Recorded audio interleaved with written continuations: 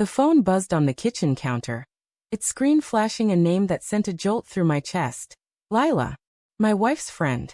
The notification glowed in the dim morning light, a single line that made my coffee mug tremble in my hand. Hey, are you free tonight? Just us. My pulse hammered, not from excitement, but from the gut-punch realization that something was unraveling. Something I'd been too blind to see.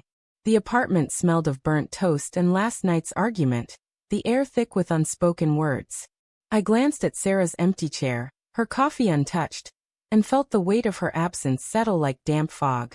For weeks, Sarah had been a ghost in our home.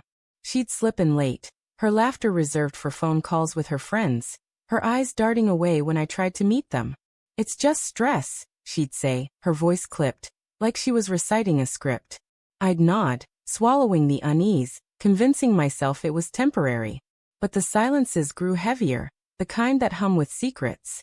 Her friends, Lila, Jess, and Mia, had become her orbit, their group chats buzzing like a hive I wasn't invited to join. They say I need space, she told me once, her tone sharp, as if I were the one crowding her. I didn't argue. I never did. Now Lila's text burned into my retinas. I set the mug down, the ceramic clinking too loudly against the counter. My mind raced, stitching together fragments. Sarah's late nights, her sudden coldness, the way Lila's gaze lingered too long at our last dinner party. Was this why Sarah had pulled away? Had her friends been whispering poison, or was something else at play? I typed a reply. What's this about? And hit send before doubt could stop me.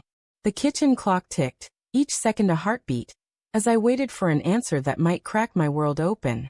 The day dragged, each hour a slow drip of dread. I worked from home, my laptop screen a blur of spreadsheets I couldn't focus on. My thoughts kept circling back to Sarah's face last night, her lips tight, her eyes distant as she muttered. I just need time to think. Think about what? Us. Her? Them? The apartment felt too small, the walls pressing in, the faint scent of her lavender perfume lingering like a ghost. I checked my phone obsessively. Lila hadn't replied. By evening, I was a mess of nerves, my stomach churning as I paced the living room. The city outside hummed, car horns, distant laughter, the clatter of a street vendor's cart. I stood by the window, watching the streetlights flicker on, their orange glow pooling on the pavement like spilled paint. My phone buzzed. Lila again. Meet me at the Rusty Anchor. 8 p.m. Please. No explanation, just urgency. I stared at the words, my chest tight. This wasn't just a friendly drink. It felt like a trap, or a confession. I grabbed my jacket, the leather creaking under my grip, and headed out. The bar was a short walk, but every step felt like wading through molasses. The air was crisp, carrying the tang of autumn leaves and exhaust. My mind churned. Was Lila testing me? Was Sarah behind this? Or was I paranoid? Seeing betrayal where there was only misunderstanding? I wanted to believe the latter, but the knot in my gut told a different story. The Rusty Anchor was dim, its air thick with the smell of stale beer and fried onions.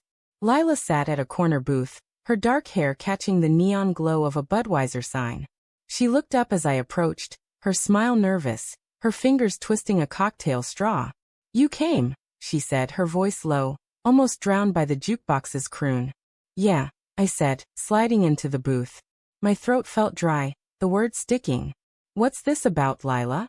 She leaned forward, her eyes searching mine, and I noticed the faint tremble in her hands. I've been meaning to talk to you, she said. About Sarah. About us. The word us landed like a stone in my chest. I waited, my breath shallow, as she continued. She's been different, hasn't she? Distant. Cold. It's not just you noticing. I nodded, my jaw tight. She says it's her friend's advice.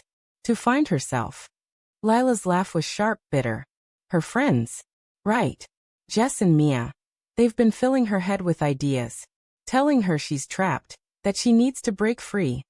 She paused, her gaze dropping to the table. But it's more than that.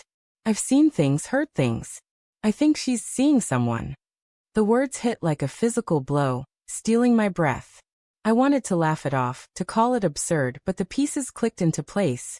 Her late nights, the locked phone, the way she flinched when I touched her. Who? I managed, my voice barely a whisper.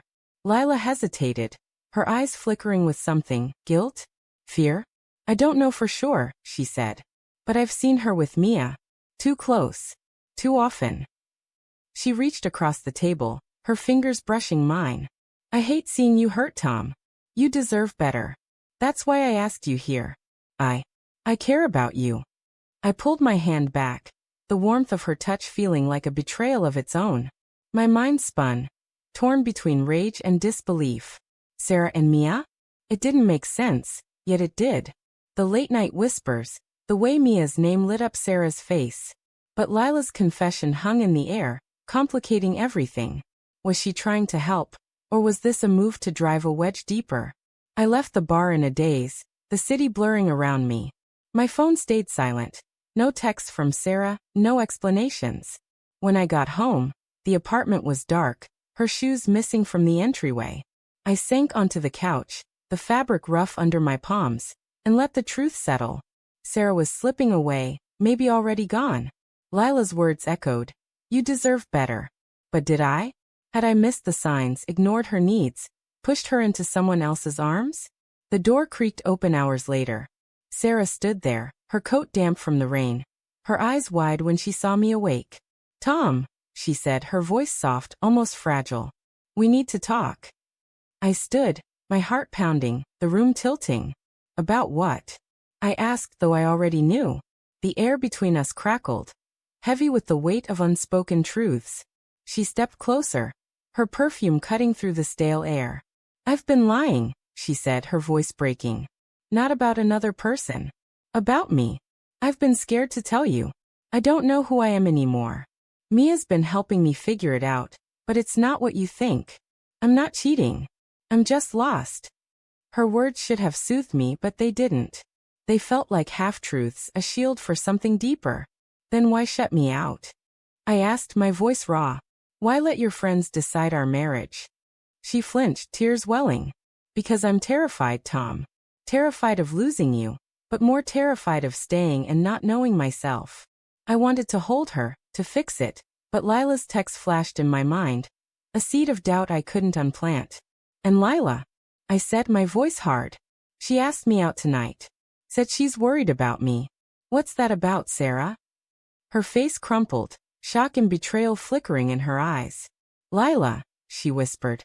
She told me to give you space. Said you needed it. The realization hit us both, Lila playing both sides, sowing discord for her own gain.